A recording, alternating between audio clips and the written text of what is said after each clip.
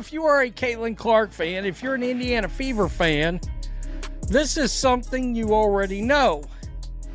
However, for the haters out there, the old WNBA fandom, many of you call them the slows, for those fans, they're in complete denial.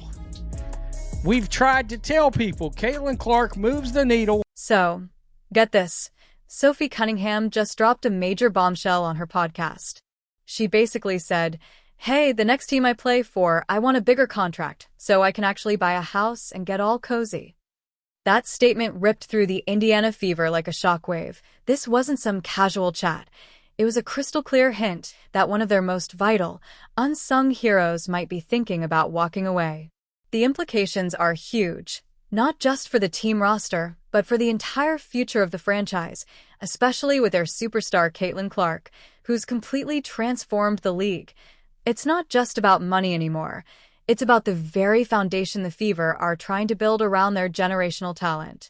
And if Sophie really leaves, expect absolute frustration, straight from the top. So Sophie Cunningham is one of the biggest names in the WNBA. And as well as that, she's also one of the best glue guys, role players in the entire league. Say we want about Sophie Cunningham, she shot 63% true shooting percentage while being a well above average defender. I'm not going to say a great defender, but like well above average defender. She's one of the better defenders on the Fever, and she's somebody that originally usurped DeWanna Bonner as a starter.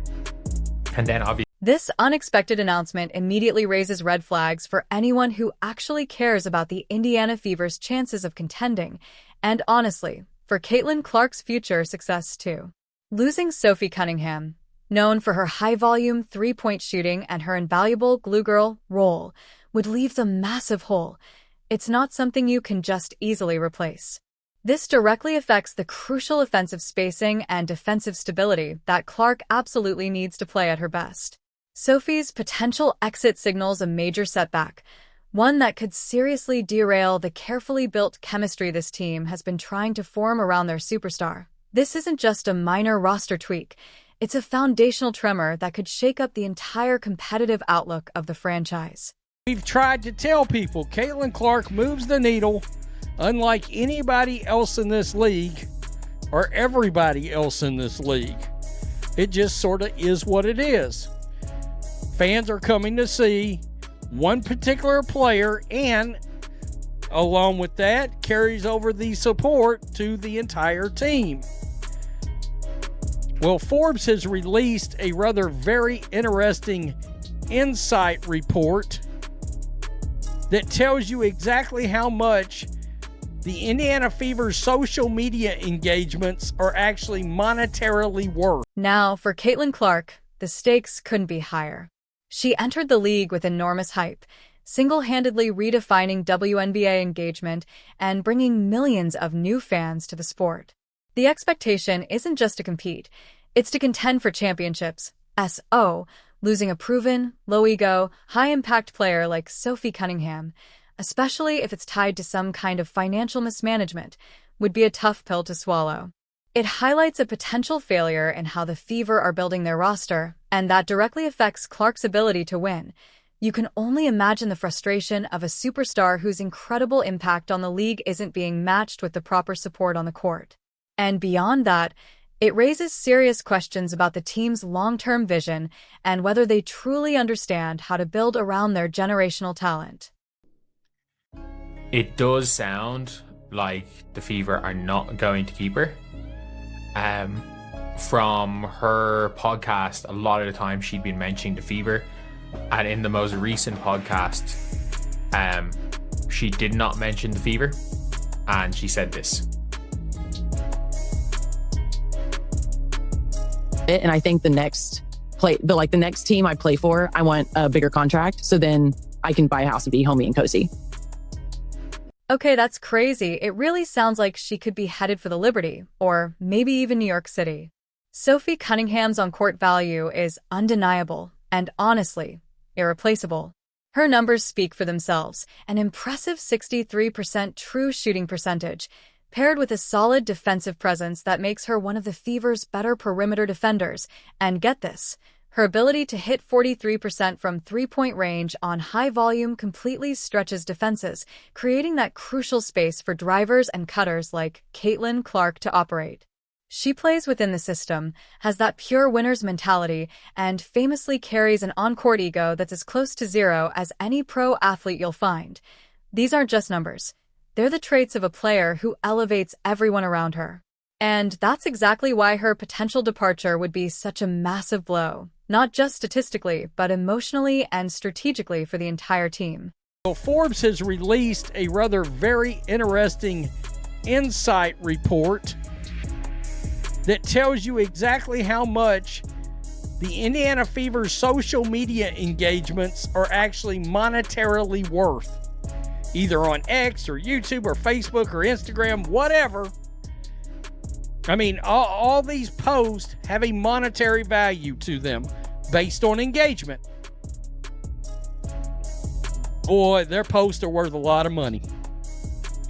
They are worth a lot of money, and I can tell you right now, that's a little over 5 times higher than the next. On top of her crucial play, Sophie Cunningham is also a big deal off the court. She's consistently one of the most searched WNBA players and has landed lucrative sponsorships, including one with Arby's. Her popularity significantly boosts the team's overall brand presence and fan engagement. Yes, Caitlin Clark is absolutely the main reason the Fever's social media valuation has skyrocketed to a staggering $55 million, 5 times higher than the next WNBA team. But players like Sophie Cunningham amplify that reach.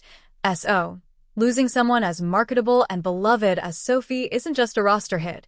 It's a serious blow to the Fever's broader appeal and their ability to fully capitalize on their newfound stardom. Don't want to keep. Like, this is the dumbest thing I think I've seen a team do. Like, genuinely.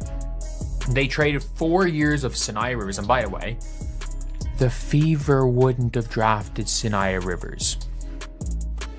The Fever would not have drafted Sinai Rivers. The Fever are dumbasses. They would have drafted somebody else.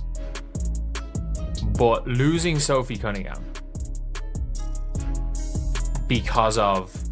for money reasons is not a smart thing to do. Like, And get this, the potential loss of Cunningham throws some serious shade on the Fever's past management decisions. Remember, the team famously sacrificed the 8th overall pick in the draft, a pick they used on promising talent Sophie Rivers, specifically to acquire Cunningham. That entire move was made to bring in a seasoned, effective player who could immediately boost the roster. Now, to potentially let that asset just walk away after only 1 season, essentially turning her into a short-term rental for such a high draft pick, has critics fuming. Some are already calling it one of the dumbest moves a franchise could make. The initial investment made perfect sense for a win-now strategy, but the fact that it might all unravel this quickly points to a catastrophic miscalculation by management. They are worth a lot of money, and I can tell you right now, that's a little over 5 times higher than the next WNBA team. 5 times higher.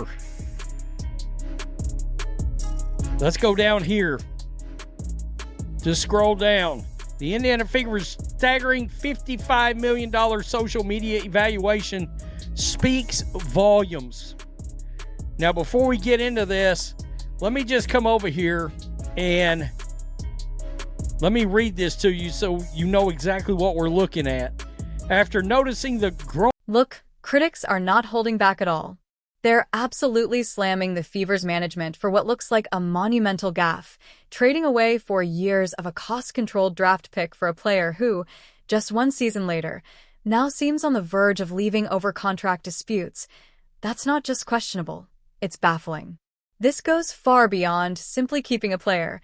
It's about smart asset management and actually building a sustainable championship contender. The message from analysts is loud and clear.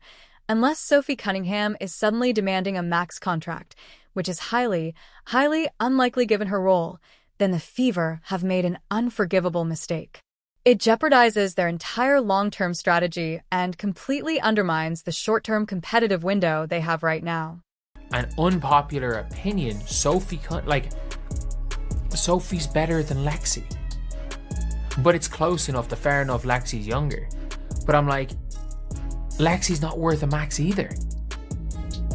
Like, if you're stuck in a situation where you've got two wings that are not max contract players looking for max contracts, you have to pick one or the other, you're kind of screwed. Especially because you could have had a cost-controlled Sanaya Rivers for 4 years.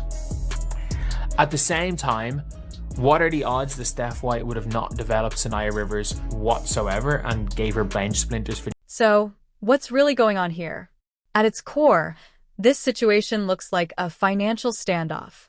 Sophie Cunningham has made it crystal clear she wants a bigger contract, and honestly, that's completely fair given her production, leadership, and market value. But here's the problem. The Indiana Fever are tight against the salary cap and staring down some brutal roster decisions as they continue to build around Caitlin Clark. It's a classic front office dilemma. How do you keep your essential role players without handcuffing your future flexibility?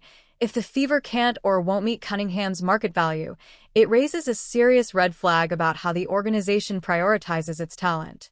This wouldn't just be about one player leaving. It would send a clear and concerning message about how much the team truly values its foundational pieces. Of STN Digital, the valuations of these franchises are increasing dramatically. The ratings on television are better than ever, and I think there's no better time to look at what's happening on social media. Using a model called, quote, social value metric, the study calculated the estimated pay media equivalent value created by organic posts, factoring in impressions, video views, engagements to benchmark what the same exposure would cost through advertising. So in other words, if you paid out... Adding even more complexity to this situation is the internal comparison with Lexi Hall. She's younger, still developing, and viewed as a long-term piece for the Fever. But many analysts believe Sophie Cunningham is the better player right now. If both are seeking meaningful contract upgrades, the Fever's front office is staring at a brutal decision. The unpopular truth is that Cunningham gives you more immediate impact, while Hull represents potential and longevity. Prioritizing one over the other says a lot about what kind of team the Fever want to be, a win-now contender or a patient, future-focused rebuild. If they mishandle this internal tug-of-war, it could easily lead to losing a proven veteran without an equally impactful replacement, a mistake that would only deepen the cracks already forming in their competitive and locker room stability. She's not, like, KK Timpson, I've watched her the entire year, and you could say, oh, you know, KK could have been, like, she should have been progressing much better if Steph White had played her more. I'm watching her over in Europe. She's not getting better. She's not getting better. Like, she's cooking the bad teams and then looks lost against the good teams. She's not really improving, and that is concerning. That is concerning. And now you're at a stage where, like, you have to realistically keep, like, if you don't keep Sophie. Adding to the Fever's growing list of problems, KK Timpson's stalled development is turning into a major concern. Despite early optimism about her potential, she's struggling to make any meaningful progress, even against mid-tier European competition. Her performances have raised serious questions about whether she can handle a larger role anytime soon. That's a huge problem for Indiana. If Sophie Cunningham walks, and Timpson isn't ready to step up, the Fever's wing depth could collapse overnight. They'd lose both offensive spacing and defensive versatility, forcing Caitlin Clark to shoulder even more of the load. Without the reliable perimeter support she desperately needs at IN short, this isn't just a small personnel issue. It's a full-blown structural flaw that could leave the Fever exposed on both ends of the court, just when they were supposed to be building momentum around their generational star. The Indiana Fever led the league with an estimated $55.04 million in social value, 38.73 million engagements, 1.17 billion impressions, during the 2025 season. The top 5 teams by social value were the Indiana Fever, Dallas Wings at $8.61 million. That was second, folks. You went from $55 million down to $8.61 million. That's the shocking part, folks. The Fever's social media value plunged from $55 million to just $8.61 million. That's not just a financial hit. It's a reflection of how much Sophie Cunningham truly mattered to this team. Her rare combination of elite shooting, dependable defense, and total selflessness made her virtually irreplaceable. Cunningham's zero-ego mindset meant she embraced any role without complaint, the true definition of a team-first player, something that's incredibly hard to find in professional sports today. Unless the Fever somehow have a player like Aya McBride ready to step in, her impact simply can't be replicated. This isn't just about losing another scorer. It's about losing the glue that held the team together. Her absence would create a void far beyond the stat sheet, one that could shatter team chemistry and disrupt the delicate balance the Fever built around Caitlin Clark. That will help, and I don't give a damn about this enforcer type shit. What I do give a damn about is the fact that she shoots 43% from 3. She shoots 43% from 3. And shoots it at a high volume, is tough. Plays within a role, plays within a system, and is a winner. Is a winner and has I'm not gonna say zero ego because no. And what's crazy is the tone of Cunningham's podcast comments goes way beyond mere speculation. It strongly suggests she's already had a serious conversation with the organization. It sounds like a player who's either been directly told the team doesn't plan to keep her, or that they're simply unwilling to meet her contract demands for the upcoming season. This isn't some clever negotiation tactic. It's the voice of someone who's already coming to terms with leaving and starting a new professional chapter. Making such a premature public statement reveals one of two things. Either there's been a major breakdown in contract talks, or the organization has already decided to move in a different direction. Either way, it sends a troubling message about how the Fever are managing their most valuable assets, and that's something no successful franchise can afford to mishandle. Increase. They increased engagements by 505%, impressions by 251%, and a social value by 344%. So good God, I don't know where they ranked prior, but they had that much growth and was still, basically $37 million behind the Indiana Fever in second place. Wow. And I wonder where that would be. Look, the Indiana... Plus, the consequences of this potential misstep ripple through the Fever's entire draft strategy. They invested heavily in getting Cunningham, giving up a highly valuable draft pick because they assumed she'd be a long-term cornerstone. Now, if she just walks away for nothing, they've basically lost that pick without any meaningful or sustained return. Yeah, WNBA teams sometimes don't value draft picks as much as the NBA does, but the scale of this loss is massive. Sacrificing the 8th overall pick for what might end up being just one season of a key player is an egregious waste of resources. This decision reflects a deeply concerning disregard for building a truly future-proof roster around their most valuable player, Caitlin Clark. It's the kind of short-sighted move that can haunt a franchise for years. They wanted DeWanna Bonner and they want to free up salary for DeWanna Bonner. But this is concerning because are they going to keep Natasha Howard? Are they going to get rid of Sophie Cunningham to keep a max contract for Natasha? The offense stops here, Howard. For me, that's just really, really concerning. And I'm worried. I'm really, really worried. Because by the sounds of things, this does absolutely sound like a take from a person who has been either knows or has been told they're gone. Now get this. A particularly troubling rumor suggests the Fever might actually be prioritizing a max contract for Natasha Howard over keeping Sophie Cunningham. That potential strategic move is being met with widespread disbelief among basketball analysts. Howard, while a solid veteran presence, often slows down the offense, whereas Cunningham actively enhances ball movement and floor spacing. Choosing a player who disrupts offensive rhythm over one who perfectly complements a modern, fast-paced system built around Caitlin Clark goes against everything we've learned about winning basketball in the past 2 decades.